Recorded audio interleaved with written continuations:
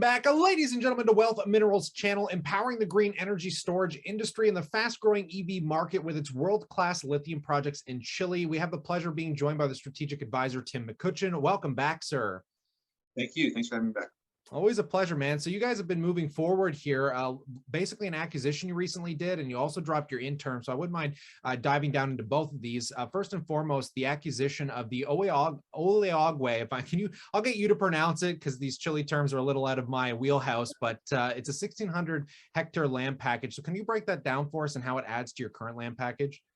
Yeah, Ollagüe, and what makes it important is two things, really. One, our license package had sort of the center to the west of the main sort of resource target, the Salar.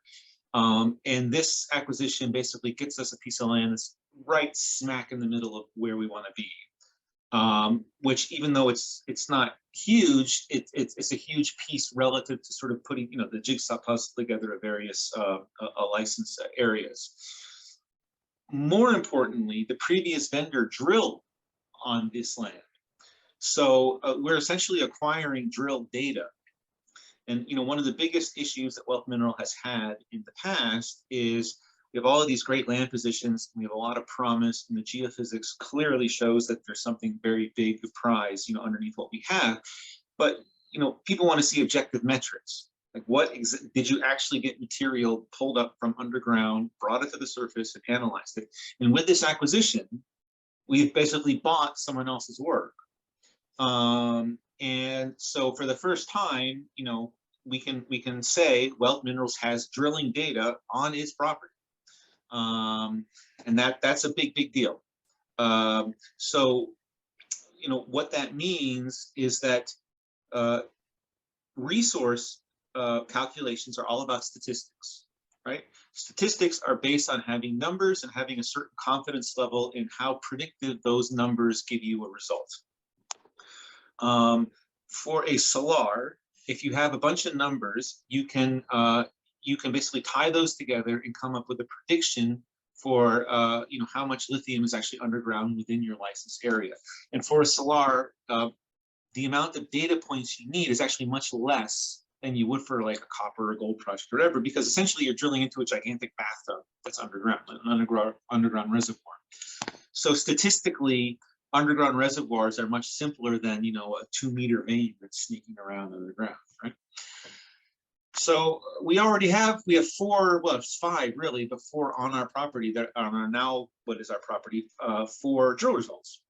So that goes a very long way to statistically making a robust number, and we complement those 4 drill holes with our own that we've talked about in our press release that we're going to be drilling, ASAP. So that's a big deal. And then the other thing is that the grades in what has already been drilled are, for solar evaporation, it's probably a little on the low side, but no one's doing solar evaporation. Solar evaporation is dead. I mean, I think we talked about it in the past.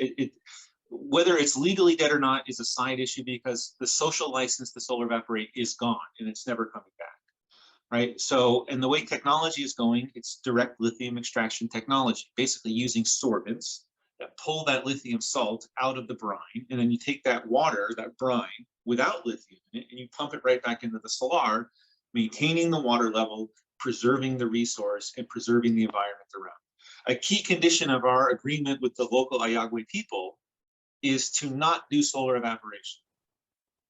That's part of the reason why because they don't want these big, gigantic drying ponds in their backyard. It looks horrible, and it's bad for the environment, and it's bad for the resource. The point I'm making in all of this is that the grades that have been drilled out on our property with modern DEL technology are perfectly good. They're fantastic. Actually, in a way, DLE technology, at least from our past experience, works best at around these grades, 300 to 400 ppm.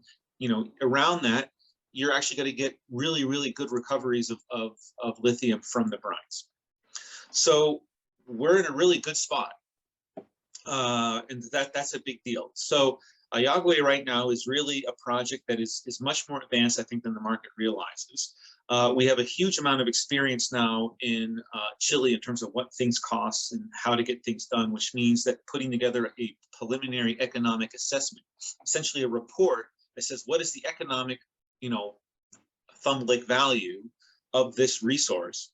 So we're going to drill, complement those new data points with the old data points, put together a resource. We have all the know-how and data to then churn that resource into our anticipated resource into an economic model that basically says this is what this thing could look like when it goes into production. So we are much closer to that than we've ever been in the history of wealth minerals right now. And if you get to companies that are at that PEA pre-feasibility study level, historically, if you look at what they're valued at, it's a hell of a lot higher than what we're at valued at right now. So I don't want to throw out a number, but I mean, look at Millennial Lithium before it got bought out. Look at Neo Lithium before it got bought out. Look at Alpha Lithium that's in Chile. Look at in Argentina. Look at Ruspetrol lithium project that's bought out in 2018. Look at all of the other Salar things. Before the sell-off of 2018, look at the Mariconga Salar project, LPI, look at their valuations, and then look at us. And, Yeah, I really appreciate these clerical insights. I think it offers a lot of value to the listeners here. And just kind of looking back so we can see where we're going moving forward, you just kind of released your interim financials based off February 28th. And it puts you guys in a fairly robust situation. I mean, you're sitting on 49 million in assets, of which 4.2 million of cash against 8.4 million in liabilities. Do you want to just discuss moving forward kind of that cash spend and how far that's going to get you guys moving forward here? Yeah, we have enough money in the till to complete this drill program on Ollagüe, which will really be the next catalyst event in terms of moving forward. The markets are a little squirrely right now, and for sure. And so, we just have to stay focused on getting the next milestone under our belt, so that when we go to the market again, we have a new set of information that investors can basically price into the company and be very comfortable about investing again. I mean, look, at the end of the day, we are dependent on equity infusions. We're not a revenue generating company yet. We won't be for a while. So it's important for us to bring that money in through the sale of equity, and then use it as best as we can. And importantly, to use it in a way that to always be focused on achieving some milestone that you can point to and say, this money bought that result. Because as any investor wants to see, is they want to see that, my money went towards changing the company for the better in a visible way. Yeah. And when on the time frame of getting those drill results and some of those inferred resources, what's the time frame this year on that? Yeah, I mean, by the time we drill, and then the laboratory work that has to be done and everything else, it is going to be, I would say about 3 months or so.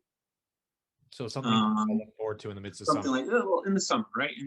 But in the summertime, we should have the results, and we should have a lot better grasp of what we have on our hands, and importantly, investors have a much better grasp of sort of what they actually own. Jim, I want to pass the question off to the viewers here. We'd love to know what you guys think about all this in that comment section below. On top of that, consider subscribing, because as that news comes down the wire, we'll continue to update you here as well. But on that, stay cool, stay awesome. And as always, I look forward to catching you in the next one.